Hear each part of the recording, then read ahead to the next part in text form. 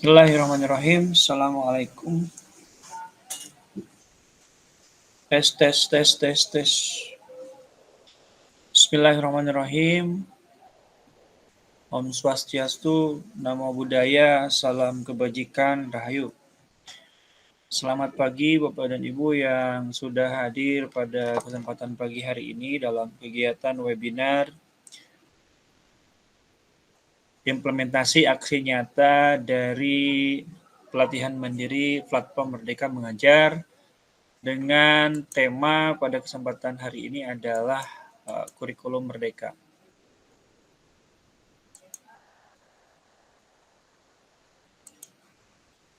Terima kasih kepada yang sudah hadir di ruangan Meet.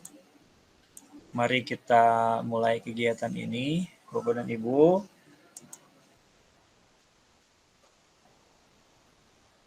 Nah, yang pertama yang akan kita bahas adalah makna kurikulum dalam pendidikan, ya. Bapak dan Ibu,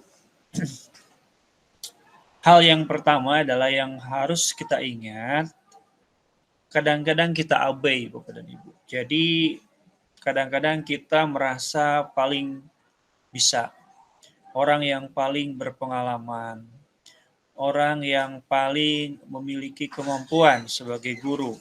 Karena apa? Karena telah bertahun-tahun kita melalui profesi ini. Tapi terkadang kita lupa bahwa sebenarnya dunia ini berubah dengan begitu cepat. Ya. Kalau mungkin dulu kita bisa mengajar hanya menggunakan papan tulis, saat ini kita dituntut untuk menggunakan media-media lain.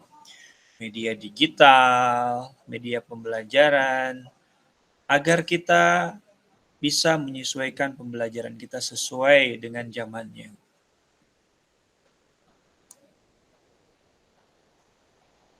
Nah, Bapak dan Ibu, kurikulum itu ibarat jantungnya pendidikan. Kurikulum itu di dalamnya memuat 3 hal utama, yaitu tujuan, konten, metode, dan evaluasi. Ya, 4 jadi ya, bukan 3.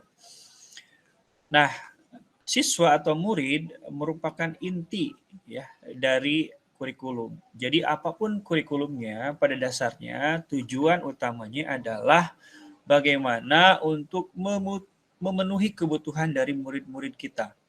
Jadi terlepas dari kurikulum 2006, 2013, kurikulum Merdeka, ya semuanya itu hanyalah alat bantu untuk memenuhi kebutuhan belajar siswa kita, agar siswa kita bisa mencapai kebahagiaannya, ya. Kemudian yang selanjutnya, fungsi dari kurikulum itu juga membantu guru dalam proses pembelajaran di kelas. Ya. Kurikulum yang baik adalah kurikulum yang fleksibel atau bisa mengikuti perkembangan zaman. Oleh karena itu wajar jikalau saat ini dirilis kurikulum baru, yaitu kurikulum Merdeka. Salah satunya adalah untuk mengikuti zamannya, ya, untuk mengikuti masanya saat ini. Gitu.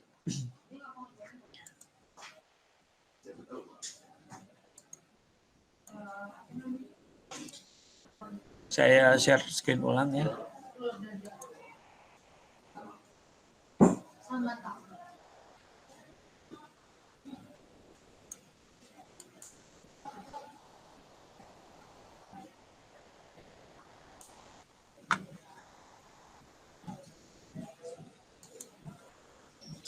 Oke.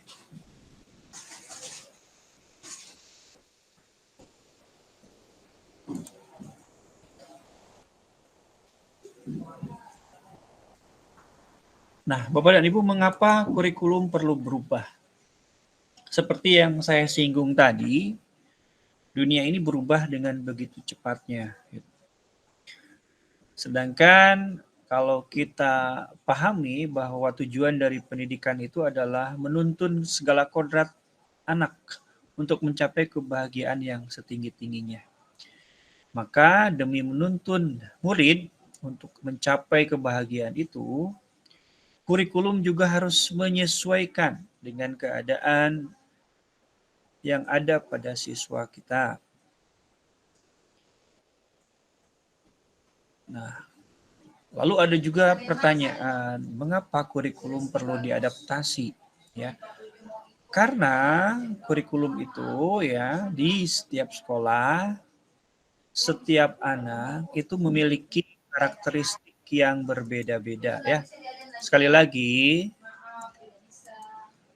setiap sekolah, setiap anak memiliki karakter unik atau karakter yang berbeda. Oleh karena itu, kurikulum juga perlu diadaptasi. Kemudian, kurikulum juga bersifat dinamis gitu ya. Sudah tadi dijelaskan ya, mengikuti perkembangan zaman dan kebutuhan satuan pendidikan.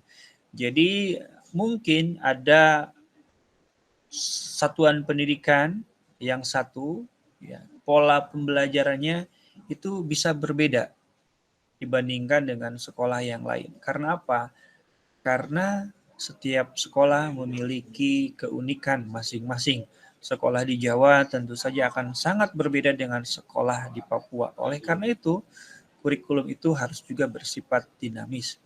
Kerangka dasar kurikulum sebenarnya memuat 5 hal, yaitu yang pertama adalah tujuan pendidikan nasional, yang kedua adalah profil pelajar Pancasila, yang ketiga adalah struktur kurikulum, yang keempat adalah prinsip pembelajaran dan asesmen, dan yang kelima adalah capaian pembelajaran. Nah, apa yang dimaksud dengan kurikulum operasional satuan pendidikan? Bapak, Ibu, rekan-rekan semuanya yang hadir pada kesempatan kali ini, keanekaragaman latar belakang dan kemampuan murid merupakan tolak ukur adaptasi dari kurikulum. Kurikulum operasional satuan pendidikan akan memastikan setiap murid berkembang sesuai dengan zamannya. Nah, lalu ada pertanyaan, KOSP itu bentuknya seperti apa sih? Kurikulum operasional satuan pendidikan yang merupakan panduan dalam melaksanakan kurikulum merdeka. Jadi sebenarnya isinya itu ada 4 ya. Yang pertama adalah visi, misi, dan tujuan. Yang kedua adalah perencanaan pembelajaran, mencakup alur tujuan pembelajaran, asesmen, modul ajar, media ajar, dan juga program prioritas satuan pendidikan. Yang ketiga adalah pengorganisasian pembelajaran, meliputi muatan kurikulum, beban belajar, program intrakurikuler, ekstrakurikuler, dan proyek penguatan profil pelajar Pancasila. Sedangkan yang terakhir atau yang keempat adalah sistem pendampingan, evaluasi, dan pengembangan profesional. Jadi kalau dikatakan menyusun KOSP itu sulit, kalau kita lihat urutan-urutannya ternyata tidak banyak ya.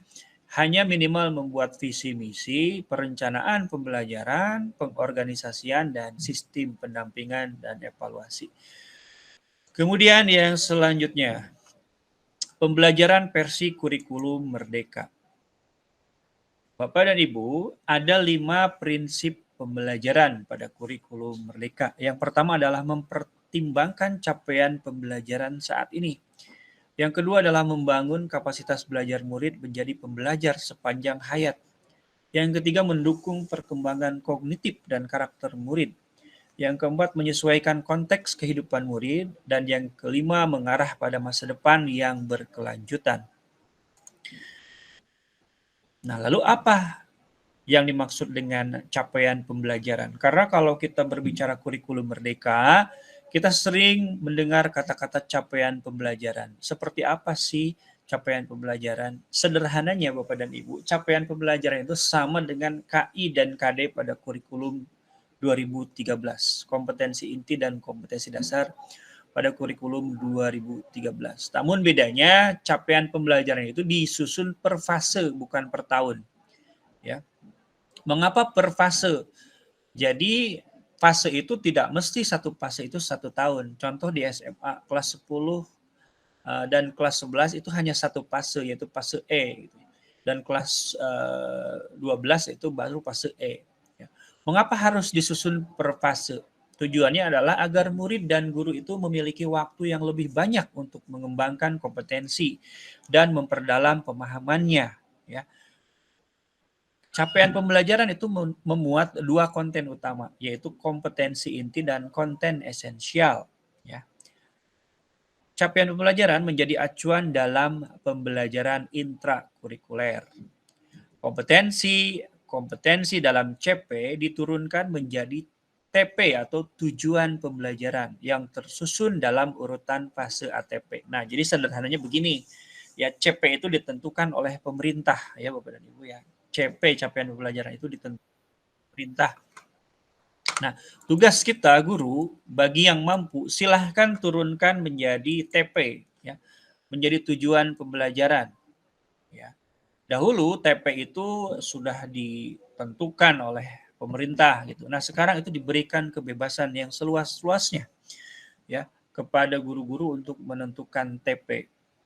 Nah, TP-TP itu kita prioritaskan mana yang ingin diajarkan lebih dulu, mana yang ingin diajarkan kedua, ketiga, keempat sampai ada urutan ya dalam satu fase. Nah, urutan dalam satu fase lah urutan satu fase itulah yang dinamakan dengan ATP. Jadi ATP itu satu kesatuan alur yang akan dipelajari oleh siswa. Nah, bedanya dengan yang lalu, TP itu Bapak dan Ibu memuat materi-materi esensial saja ya. Artinya waktu yang disediakan lebih banyak, materi yang diberikan itu lebih sedikit. Tujuannya apa? Tujuannya agar guru itu tidak hanya mengejar materi, tetapi justru guru itu bisa benar-benar fokus pada pembelajaran, meningkatkan kompetensi siswa ya, tentu saja dengan juga mengincludekan profil pelajar Pancasila di dalamnya.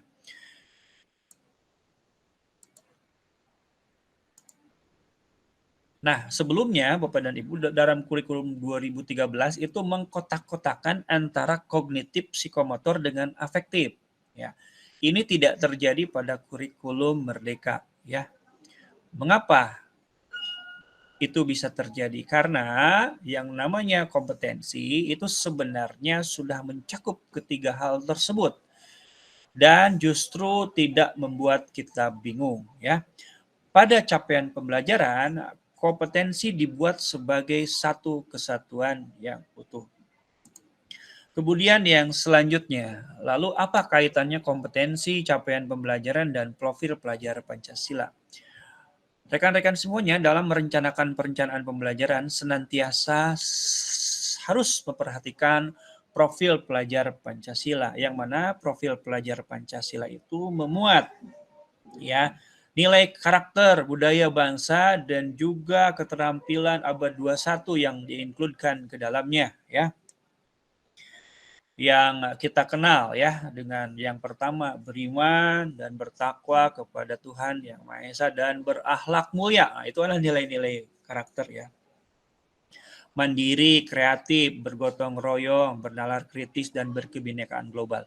Itu adalah profil pelajar Pancasila yang senantiasa Bapak dan Ibu harus kita include-kan ya dalam setiap pembelajaran. Walaupun nanti ada yang namanya proyek penguatan, tetapi pada dasarnya pembelajaran kita pun harus mengacu pada profil pelajar Pancasila. Yang selanjutnya, nah lalu bagaimana struktur pembelajaran dalam kurikulum Merdeka? Nah ini yang banyak orang bertanya ya. Sebenarnya bedanya apa sih struktur kurikulum Merdeka itu dengan yang sebelumnya? Nah, kurikulum Merdeka itu mencakup 3 hal ya, intrakurikuler, yang kedua ekstrakurikuler, dan proyek penguatan profil pelajar Pancasila. Apa kekhasannya? Baik, saya akan breakdown dari jenjang PAUD terlebih dahulu ya.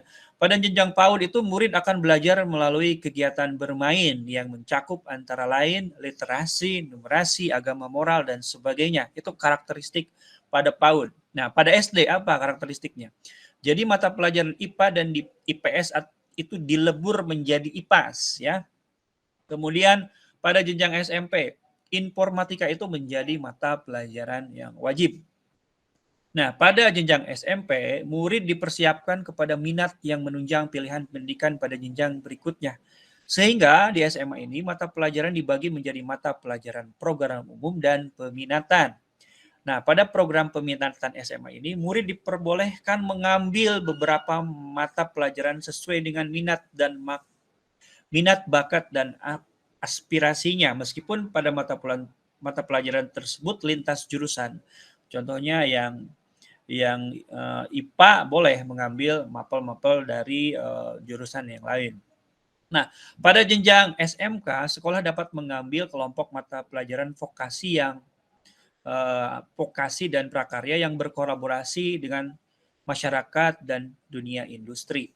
Pada jenjang SLB, penggunaan CP akan berbeda-beda tergantung hasil analisis ujian mental muridnya. Itu garis besar kekhasan dari masing-masing jenjang gitu, yang banyak sekali menjadi tanda tanya besar bagi guru-guru yang ada saat ini.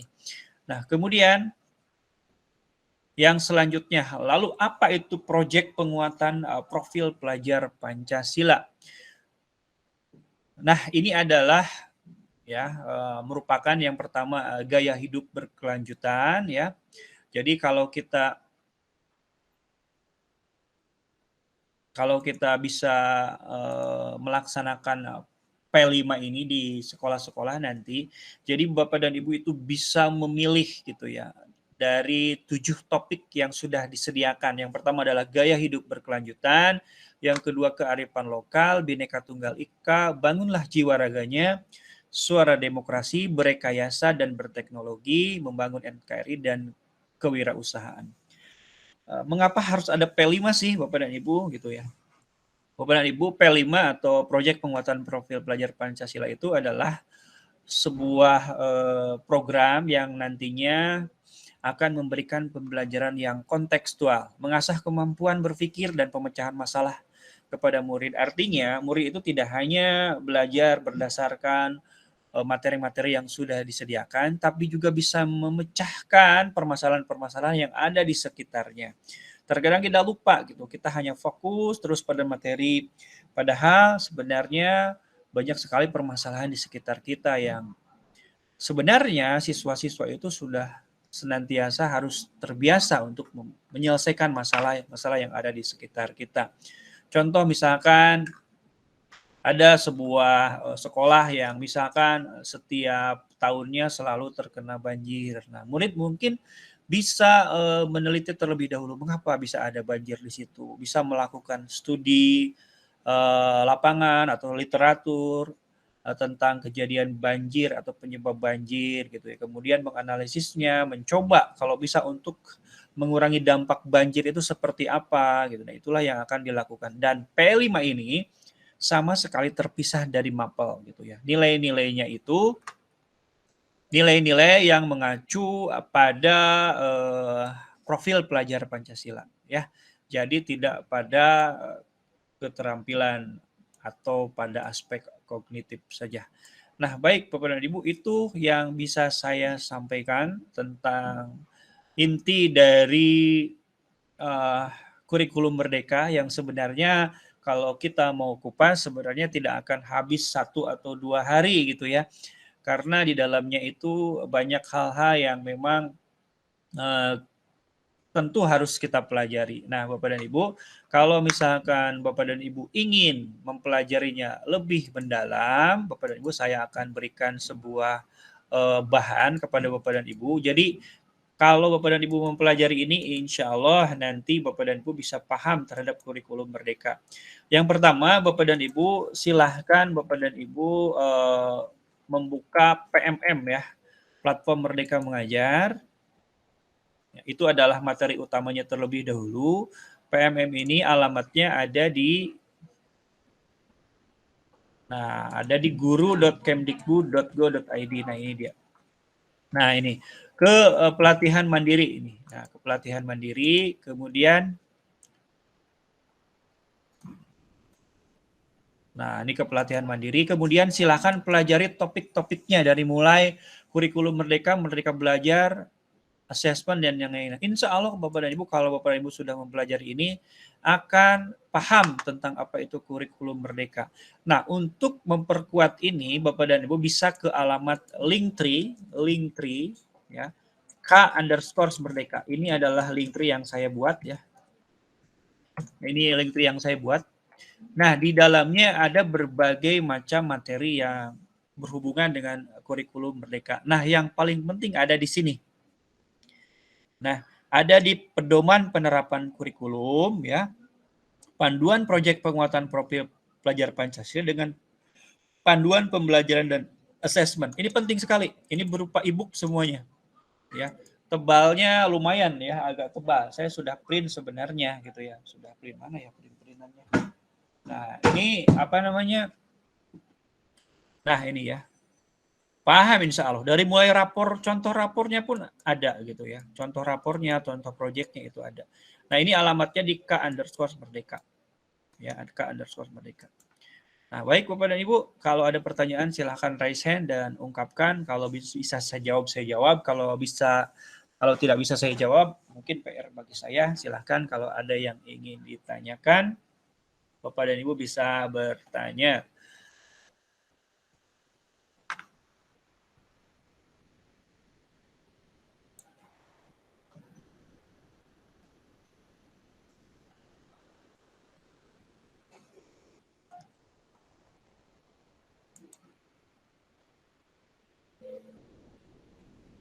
Nah, termasuk untuk capaian pembelajaran dari bahasa-bahasa daerah yang ada di sini, ya.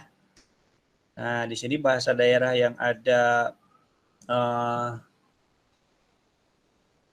CP-nya itu baru bahasa daerah, bahasa Sunda, bahasa Bali, dan bahasa Jawa. Nah, Jawa Tengah dengan Jawa Timur itu beda, ya, karena berada dalam wilayah administratif yang berbeda. Jadi SK-nya pun berbeda. Nah, ini untuk Jawa Tengah, ya. Jawa Tengah diterbitkan tahun 2022, ya.